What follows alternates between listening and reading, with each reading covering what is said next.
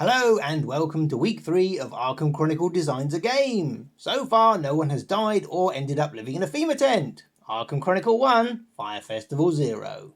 In the first week we decided to create a game inspired by Arkham Horror, combining it with an event that people had to attend. In the second week we learnt what a megagame was and decided that was the genre for us.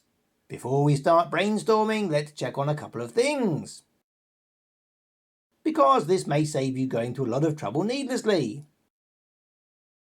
Okay, gotcha.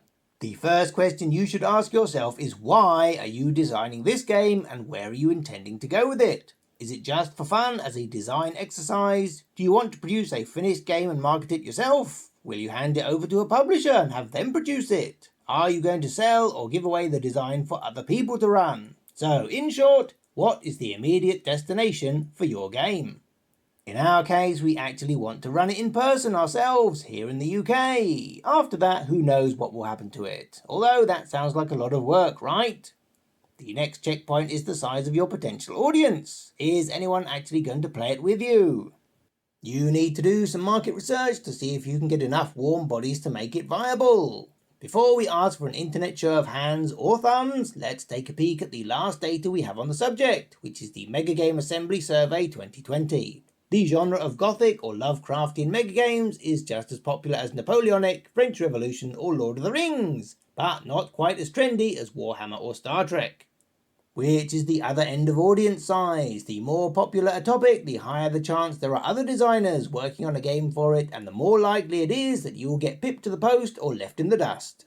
Whilst we were looking at the survey, we discovered that the majority, as much as 75% of megagamers, play board games. So, all being well, there is some crossover we can draw upon. We will revisit this in a future episode. But in conclusion, the larger your game, the more difficult it is to populate it. So you may want your first design to be a 2-player card game rather than a 200-person LARP.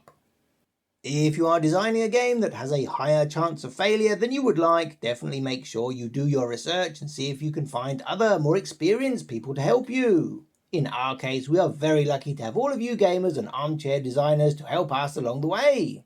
You can leave feedback in the comments below, or if you really want to get our attention, then toss a coin to your designer on our Patreon page. And we can include your question in a future episode. Plus, you also get to see all these episodes early, if that's an incentive. As we start our brainstorming, there are 2 questions that should be at the front of our minds. What makes a mega game? And what makes an Arkham Files game? We will try and answer at least one of those on the next episode, and we would love for you to give your opinions in the comments below. If you want to explore the topic of megagames yourself, the next episode will be all about where you can go to find out more information about them. See you soon, everyone!